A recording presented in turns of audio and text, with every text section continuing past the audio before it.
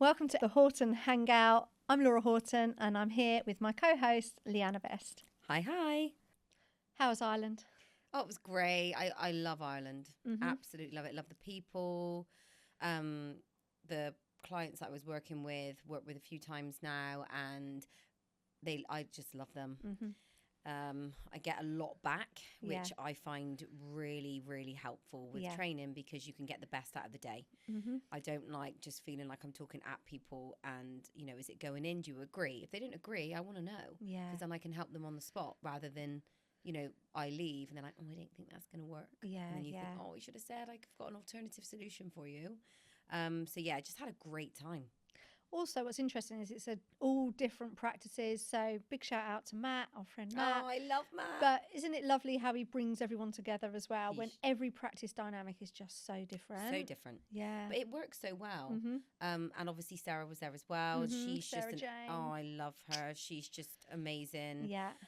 I feel like she moves, everyone moves, in the room. And I said it in the day. She's amazing. She's just such an influence. Yeah. And what a great person to have there for me as well. Yeah. Because she really does hold the room. Yeah, but she's an amazing lady, right? She's an amazing lady. Clinic owner, dentist, really successful woman. Just amazing person. Yeah, really inspirational. Yeah, absolutely. Yeah, so had a great time. Can't wait to go back. Cool.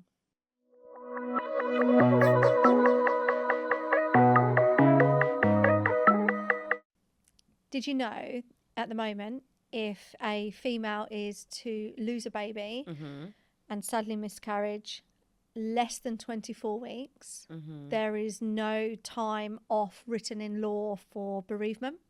Wow. Yeah, it's only post 24 weeks. No, I actually did not know that. The good news is, that's why I'm bringing this up, is that this is now going into the House of Lords. Oh, brilliant. Yeah, so the law will hopefully be changed. Oh, good. So that if there is a pregnancy that is lost, miscarriaged pre-24 weeks, there will be some parental time off. Oh, that's for so good. the parent or parents. I'm not sure which one it is. Okay. But I thought this was really interesting and important. But also impacts our profession. Absolutely. In such a big way. Yeah. I understand, obviously, this would probably, it's for employees, isn't it? Yeah. It's an employment right. Yeah. And a lot of our female dentists are self-employed. Right. But I feel for our female employees, this is really important. It's so important. It's so impactful to their emotional state and their well-being to experience that, and then have to, let's get on with it then. Doesn't work. Work time, show time, let's go. Yeah. And I think also over the years, over the decades, there has been then women in dentistry hiding that they've even been through this. They're not even necessarily telling anyone. They're literally suffering in silence at work. Horrendous. And maybe asking at the last minute to take some annual leave, which is declined, or phoning in sick and no one knows why. And it makes the whole thing very, very difficult. I think this is a really positive step, and Massive. I would absolutely hope it goes through. Oh, absolutely hope it goes through. And another thing, just to pick up on what you said there about taking annual leave or time off. Now, I don't know if you've had similar experiences, but when you are a very close-knit team, naturally, your friends are concerned. Yeah. So they want to reach out and understand why, oh gosh, all of a sudden Leanna's off. What's happening? And they're not being nosy. No. They're not trying to invade. They are genuinely showing concern. And that's a really difficult thing to navigate. Absolutely. And also, again, I've experienced it where people are saying, why is this person off? Why is this person off? Oh, and it's like, we can't tell you. No. We can't tell you why they're off. I recall someone, and I'm going back very, very long time now, who I think after it turned out, had a miscarriage, and she was then off work for a year, and had she maybe had some kind of leave, bereavement leave, it may have been different for her. I don't know. But I think it would be really important that this can happen. And again, it goes back to the clinic you're in, the owners, and what they decide to do and what they can do, because it's not always a choice, is it? It's financially not possible. So if I'm sure they would want to support everybody, but it's not always the case. So this would be such a big move. Yeah. You know, look at when Rico had his cardiac arrest. I was told by the directors, go and have your time.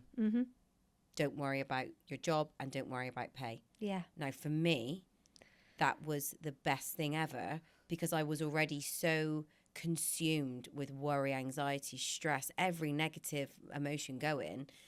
I didn't need financial worry. No. You know, and then, you know, his business did the same. They paid him for the whole 6 months that he was recovering. But I was so lucky to have had that. Yeah. And I made that very clear to them, that how thankful I was for that. Yeah. That appreciation. And being able to experience what I was experiencing without anything in the back of my mind. Just, you know, this is today and I'll deal with today.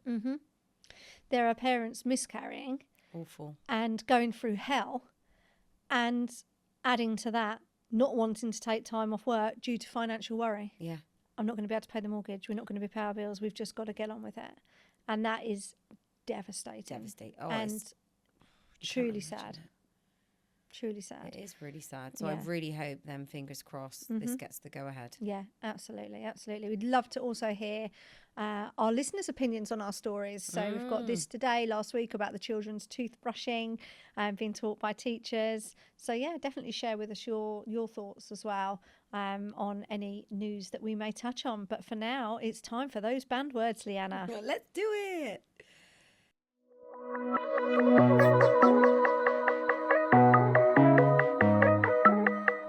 Okay, banned word for this episode is Go. Policy. Oh. This is a word to use if you really want to rile up your patients and annoy them. Yeah. People use it when they're being defensive, when they're on the back foot and they don't know what else to say. Oh, it's our policy. It's our policy. It's our policy. It is, and it is a red rag to a bull. So what's the alternative? It's system. Yeah. This is our system. This is our system. I'll never forget once losing it myself, which is not something I do often in life, I will add. And it was over a carpet cleaner. And I booked this carpet cleaner. It was from, you know, you rent them from the dry cleaners, things like that. Oh, or Asda, rug doctor. Yeah, rug doctor. So I'd rented a rug doctor. We'll say I've gone up in the world now. I've got my own Vax carpet cleaner at home. I'm just living. I'm smashing these goals. You are. Good for you. Yeah, I don't need to hire a rug doctor anymore. I do. Yeah. Leanna, we need to get you a Vax. You need to get me a Vax. So I book it for the weekend and I'd arranged to rent it on the Saturday to the Sunday or whatever. Yeah. So that was booked. Then on the Friday, I got a call from the manager who said, do you want to pick it up tonight? Because you can. We shut at 5:30. I said, fantastic. I finish work at 5. Down the road, I'll come and get it. So I went in to get it. It's now sort of, 5:10. And the person on the desk said, oh, no, you've got to pay extra because you're having it for the weekend.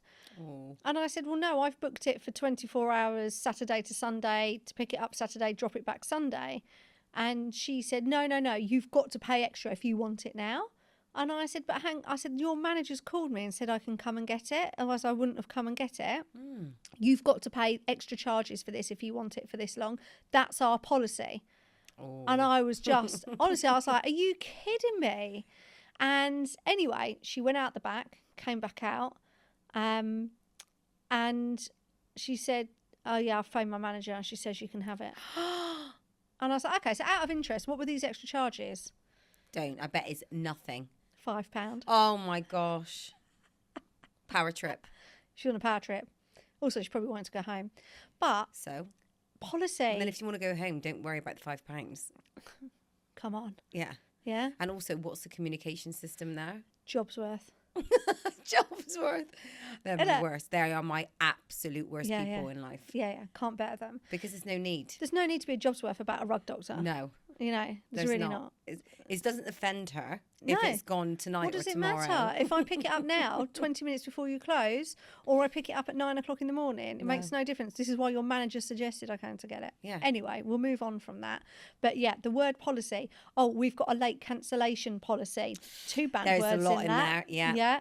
We've got, you know, Complaints policy. This is our policy. This is our policy. This is our policy. Oh, can't I have that appointment on the morning? No, it's our policy. You have it on the afternoon. You are just setting yourself up to fail. And it's an aggressive word. It's an aggressive word. It's our system. Our diary system is that. Right. These appointments are always scheduled in an afternoon. Which afternoon's best for you? System. What's yours? Check up. Yes. Check up. I hate it. Come on. 2025, you would think that checkup is no longer. It is so retro. It's like, I don't know what the generation would be for the 70s, but that is the generation it belongs to. Yeah, a checkup. No value in it. No value in it. No time. Definitely no time. It's a 2-minute 26 experience. Yeah. You know, and I say that 2-minute 26 because I actually timed a dentist once doing a recall examination. It was 2 minutes 26. 2 minutes 26. 2 minutes to 20. be precise. Exactly. 2 minutes 26. I remember when I worked in my first ever clinic and it was 5-minute little blocks in the diary in the afternoon. It used to look like a sea of navy blue. Because that's how small they were. Yeah. 70 to 80 patients a day. Oh, I've been there. Been there. You've got to be young for that. The one benefit is when I used to see that sea of navy, I used to think, yes. Because I would go, oh, Ian, did you want a nice coffee? And he'd love my coffees because he would like it strong, but with enough milk, not too much milk. Mm-hmm. So I would go downstairs and I would make an experience for him and I'd make a hot chocolate. It was lovely. Yeah. So on the word checkup, banning it, what happens next in practice is that everyone starts using different words and it's really confusing. So on the recare letter, it doesn't say what it's for or it still says checkup. The code that's invoiced through still says, you know, exam. EX15, EX20 and all of this. Yeah. And if you're banning the word checkup, you've got to do a complete overhaul on everything and anything to do with the word checkup. And everyone's got to sing from the same hymn sheet. It's got to be, it's a dental health assessment. It's a recare assessment. What dental health checkup, you know, dental health check, whatever. Routine assessment. We use a routine assessment. That's what we use. Like, come on, everyone's got to sing from the same hymn sheet themselves. But then let's not be tripped up by all these other codes in the computer and things that are printed out, your website or literature,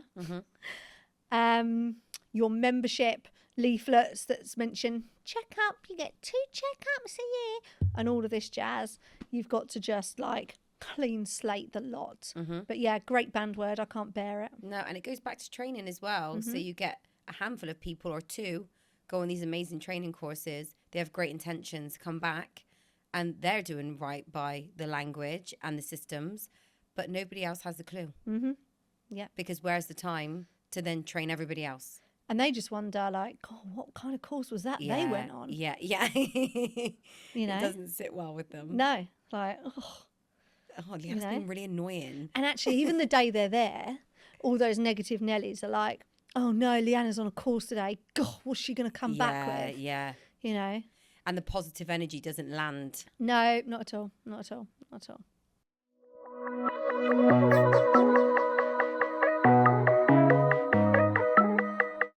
Right, we're back into the co-worker nicknames. Right, Laura, over to you. Okay, I'm coming in hot here today. Broken arrow. Doesn't work and can't be fired. Next one. 12. Doesn't know much. Doesn't do much. Doesn't care. Don't get it. 12. 12 dozen. A dozen is 12. Oh, yeah. Good. So I've got one that was DM'd. Yeah. Olympic Flame. Right. And it was based on a sales rep that never went out. Oh, fantastic. Thank you for sending that in. That is absolutely brilliant. It's a good one. I love that. Okay, and I've got another one that's been sent in. Yeah. Speed bump. always slowing down the rest. Oh, yes. Yes. Very, you know very that good. one person, and it's always at the end of the day, and they've had plenty of time to wrap up and close down, but they're so delayed. And you're there and you're thinking, I don't want to leave you because that's not our culture and that's not how we want things to be ran. But why are you not ready to go? Why are you taking so long? Why are there people that are so slow at things that they do? What is that? I can't have those people around me. No, you can't. There's an actual name for them and I can't remember right now what it is. And I remember... Tortoise. No, there's an actual, like, I remember a dentist telling me, and it was sort of, it sounded like quite a clinical name. Like there's an actual name for these people. Everything they do is just so slow. You know, they walk slow, they talk slow, they write slow, they type slow, they mix alginate slow. You know, no, I'm coming out with some good ones, you're by the way. coming out with them, but I don't know, it wasn't any of those. But yeah, I can't, no. It's irritating. Really slowness. Yeah. I mean, they just need to, yeah. you know, get some oomph in you. Yeah. That's what they need. And then that's difficult because you don't want to be mean. No. But I feel they're very, very frustrating. Yeah. I did actually let someone go once as a dental nurse because they were like that. Well, you can't be slow as a dental nurse. Can you imagine the poor dentist? They would be so stressed, so frustrated, riddled in cortisol every day. Yeah. And I just couldn't cope with it. No. No one could. It needs to be efficient, let's face it. I don't know if it was on purpose looking back. Oh, no. I don't think it is. Some people are just naturally very, very slow. They literally need a rocket up their arse. Yeah. Yeah. Yeah, they're not for me. No. They're not my cup of tea. No. See, I feel sad saying that. The night is too nice. I know you say it to me. Yeah, you're too nice. They need to rocket up their arse. They do, too slow. and it would frustrate me for sure. Absolutely. Yeah.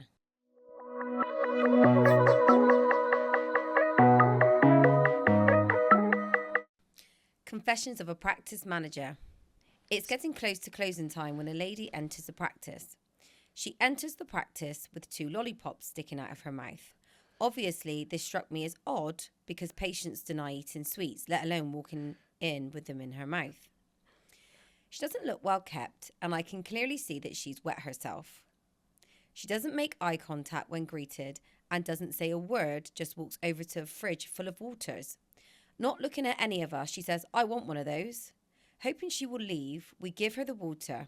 She then takes a seat in the patient lounge and starts drinking the water, lollipop still in her mouth. Ooh. We explain that she isn't a patient and that she can take the water with her.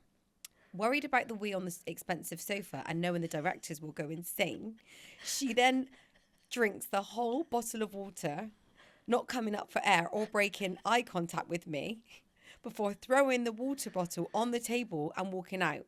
Never a dull moment working in the centre of town. But staring in her eyes. That's aggressive. That means, like, I'm ready for you. I'd be scared. Yeah, I would be very scared. Yeah, I'd be scared. And the I'd be like, do you want an extra one to take with you? Yeah. But also, she's wet herself. Have as many.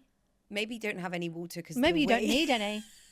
You've already drunk too much water. You've wet yourself. But again, with the shocking confessions.